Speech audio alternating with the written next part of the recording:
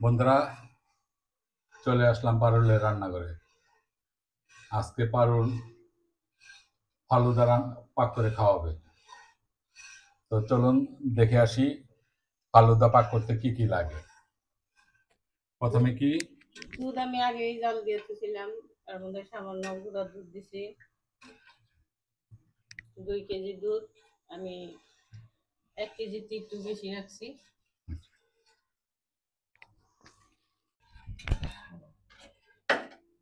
বন্ধুরা, এর মধ্যে কিছু সাবুদানা দিলাম।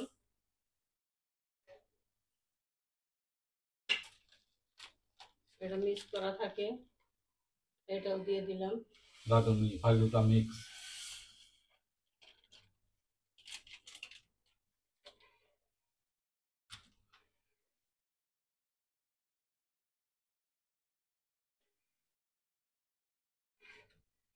ফালুদার জন্য ফল আনা হয়েছে। এখানে কি কি ফল আছে? এখানে বেদানা আছে, আপনার কালো আঙ্গুর আছে, কলা আছে, আম আছে, খেজুর আছে, আপনার আপেল আছে, সাদা আঙ্গুর আছে, আর কমলা আছে।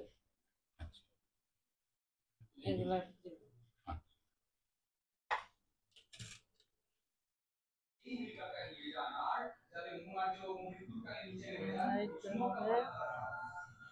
পনেরো মিনিট পরে আবার আসলাম 15 মিনিট পর।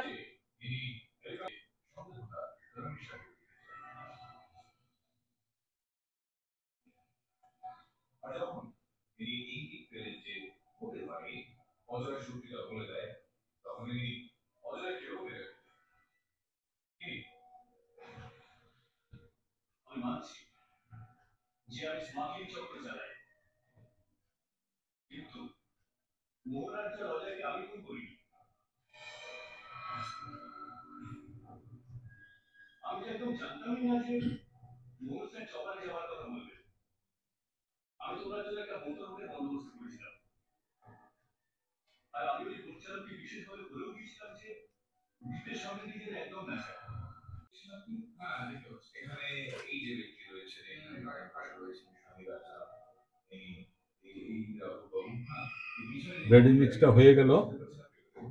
এখন আমরা ফলগুলি মিশাবো নাকি? হ্যাঁ, চুলা অফ হয়ে গেছে না? হ্যাঁ, চুলা অফ করে দিছি। এখন ফলগুলা একে একে দিয়ে দিচ্ছি। আনার, কমলা, কলা, আম, তারপরে আপেল, আপেল, বেদানা, বেদানা, লাল আঙ্গুর এবং সবুজ আঙ্গুর, এগুলি দেওয়া হয়েছে। হয়ে গেল আমার। এখানে একটা জিনিস আছে, আমরা হ্যালো জেলো দেইনি, যেহেতু অনেকগুলি ফল, অনেক রকমের ফল দেওয়া হয়েছে, এই জন্য আর কালারের জন্য আর হ্যালো জেলো আমরা দেইনি, ওইটা ছাড়াই করছি নাকি?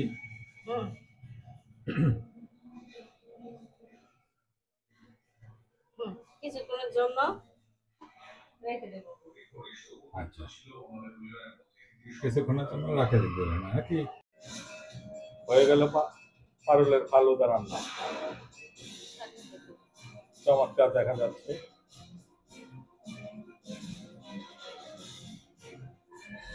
আর তারপর মোহন আর জোর খুনের কেস শুরু হয়। আমি নিজেকে ওই ঘটনা থেকে দূরে রাখবার জন্য ওই দ্বীপের মিথ্যে গল্প বানাতে শুরু করি।